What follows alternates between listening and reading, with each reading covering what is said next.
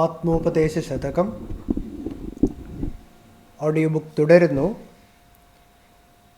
പ്രിയമപരൻ്റെ യാതെൻ പ്രിയം സ്വകീയ പ്രിയമപരപ്രിയമിപ്രകാരമാകും. നരന് നന്മ നൽകും ക്രിയയപരപ്രിയഹേതുവായി വരേണം. 22-ാം ശ്ലോകം. അപരൻ്റെ പ്രിയം, അന്യൻ്റെ ഇഷ്ടം, അതെൻ പ്രിയം, അതുതന്നെയാണ് എൻ്റെ ഇഷ്ടം. സ്വകീയ പ്രിയം, എൻ്റെ ഇഷ്ടം തന്നെയാണ് അപരപ്രിയം, അന്യൻ്റെ ഇഷ്ടം. ഇപ്രകാരമാകും നയം, ഇങ്ങനെ കരുതുന്നതാണ് ധർമ്മം. അതിനാലെ അതുകൊണ്ട് നരന് നന്മ നൽകും ക്രിയ, മനുഷ്യന് നല്ലതു വരാൻ വേണ്ടി ചെയ്യുന്ന ഏതു കർമ്മവും അപരപ്രിയ ഹേതുവായി വരേണം. തൻ്റെ എന്ന പോലെ മറ്റുള്ളവരുടെയും ഇഷ്ടം നേടിക്കൊടുക്കുന്ന തരത്തിലുള്ളതായിരിക്കണം. അന്യൻ്റെ ഇഷ്ടം, അതുതന്നെയാണ് എൻ്റെ ഇഷ്ടം. എൻ്റെ ഇഷ്ടം തന്നെയാണ് അന്യൻ്റെ ഇഷ്ടം. ഇങ്ങനെ കരുതുന്നതാണ് ധർമ്മം. അതുകൊണ്ട് മനുഷ്യന് നല്ലതു വരാൻ വേണ്ടി ചെയ്യുന്ന ഏതു കർമ്മവും തൻ്റെ എന്ന പോലെ മറ്റുള്ളവരുടെയും ഇഷ്ടം നേടിക്കൊടുക്കുന്ന തരത്തിലുള്ളതായിരിക്കണം. ഇപ്രകാരമാകും നയം. സാക്ഷാത്കരിച്ച് അനുഭവിക്കേണ്ട തത്വമായിട്ടാണ് ഗുരുദേവൻ ഇത് പ്രഖ്യാപിക്കുന്നതെന്ന കാര്യം മറക്കാൻ പാടില്ല. സകലർക്കും പ്രിയതമമായ വസ്തു ആത്മാവാണ്. ജഗത്തിലാകെ അകവും പുറവും നിറഞ്ഞു നിൽക്കുന്ന അദ്വയ സത്യമാണ് ആത്മാവ്. ഈ ആത്മാവ് കൂടുതൽ കൂടുതൽ തെളിഞ്ഞ് കിട്ടുക എന്നതാണ് എല്ലാവരുടെയും ഇഷ്ടം. അപ്പോൾ ഒരു പ്രവൃത്തി ധർമ്മമോ അധർമ്മമോ എന്ന് തീരുമാനിക്കുന്ന ഘടകം ഏതാണ്? ഒരു പ്രവൃത്തിയുടെ ഭൗതിക ഫലം എന്തു തന്നെയായാലും അത് തന്നിലും അന്യനിലും ചിത്തശുദ്ധി വഴി ആത്മപ്രസന്നത ഉളവാക്കുമെങ്കിൽ അത് ധർമ്മമെന്നു കരുതാം. ഒരിക്കൽ കൂടി വായിക്കാം. അപ്പോൾ ഒരു പ്രവൃത്തി ധർമ്മമോ അധർമ്മമോ എന്ന് തീരുമാനിക്കുന്ന ഘടകം ഏതാണ്? ഒരു പ്രവൃത്തിയുടെ ഭൗതിക ഫലം എന്തു തന്നെയായാലും അത് തന്നിലും അന്യനിലും ചിത്തശുദ്ധി വഴി ആത്മപ്രസന്നത ഉളവാക്കുമെങ്കിൽ അത് ധർമ്മമെന്നു കരുതാം.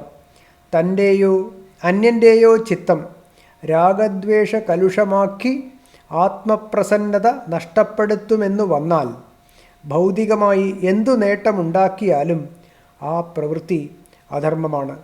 ഇതാണ് ധർമ്മ അധർമ്മ നിയമം. ഇക്കാര്യമാണ് ഗുരുദേവൻ ഇപ്രകാരമാകും നയം എന്ന ഭാഗം കൊണ്ട് വെളിപ്പെടുത്തിയിരിക്കുന്നത്. ഇവിടെ നയം എന്ന പദത്തിന് ധർമ്മം എന്നർത്ഥം. ക്രിയയപരപ്രിയ ഹേതുവായി വരേണം. തൻ്റെയും അന്യൻ്റെയും ആത്മാവൊന്നാണ്. അതുകൊണ്ട് അന്യന് ദുഃഖമുണ്ടാക്കുന്ന കാര്യം അനുഷ്ഠിച്ചാൽ അത് തനിക്ക് ദുഃഖമുണ്ടാക്കുന്നതായി തീരുമെന്ന് സ്പഷ്ടമാണല്ലോ. ഒരു സത്യാന്വേഷി ഇക്കാര്യം വ്യക്തമായി അറിയണം. തുടർന്ന് സകല ലോകത്തിനും മംഗളം എന്ന ലക്ഷ്യത്തിൽ മനസ്സുറപ്പിക്കണം. ശുഭേച്ഛ എന്ന ആദ്യത്തെ യോഗഭൂമിയായിട്ടാണ് ഇതിനെ ശാസ്ത്രം പരിഗണിക്കുന്നത്. ഈ ശുഭേച്ഛ സങ്കുചിതവും സ്വാർത്ഥനിഷ്ഠവുമായ സങ്കല്പ വലയത്തിൽ നിന്നും സാധകൻ്റെ മനസ്സിനെ ക്രമേണ മോചിപ്പിക്കും. അങ്ങനെ വന്നാൽ സ്വതസിദ്ധമായ പ്രസാദവും ശാന്തിയും മനസ്സിന് അനുഭവപ്പെടും. അതുകൊണ്ട് ശുഭേച്ഛ ആദ്യം അത് ഉൾക്കൊള്ളുന്ന ആളിനെ തന്നെ സുഖിപ്പിക്കാൻ തുടങ്ങും എന്നോർക്കേണ്ടതാണ്. സ്വതന്ത്രമായി അനുഭവപ്പെടുന്ന സുഖവും ശാന്തിയും നിർഭയവും നിസ്വാർത്ഥവുമായ ലോകസേവനത്തിനും സത്യാന്വേഷണത്തിനും സാധകനെ ശക്തനാക്കി തീർക്കുന്നു.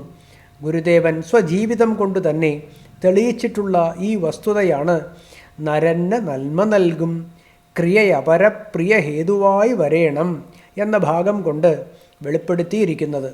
പരോപകാര രഹസ്യം.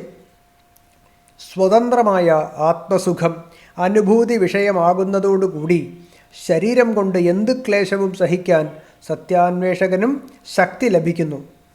സ്വതന്ത്രമായ ആത്മസുഖം അനുഭൂതി വിഷയമാകുന്നതോടുകൂടി ശരീരം കൊണ്ട് എന്ത് ക്ലേശവും സഹിക്കാൻ സത്യാന്വേഷകനും ശക്തി ലഭിക്കുന്നു. അങ്ങനെയുള്ളയാൾ എന്തും ത്യജിച്ചും എന്തും സഹിച്ചും അന്യർക്കു വേണ്ടി പണിയെടുക്കുന്നു.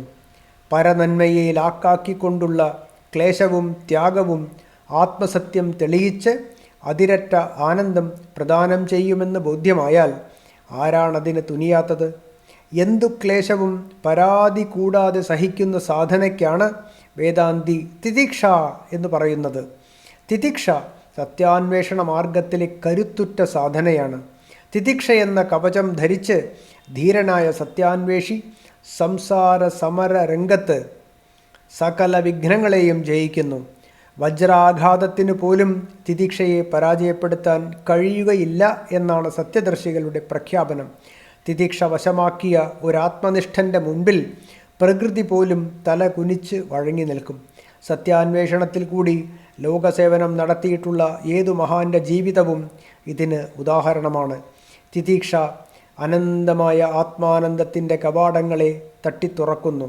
മഹത്തുക്കളായ അത്തരം ത്യാഗികളെയും സ്വാർത്ഥതയിൽ കുടുങ്ങി ക്ലേശിച്ച് ജീവിതത്തെ പരാജയപ്പെടുത്തുന്ന അജ്ഞരെയും താരതമ്യപ്പെടുത്തുന്നതാണ് അടുത്ത ശ്ലോകം. Audio book തുടരുന്നതാണ്.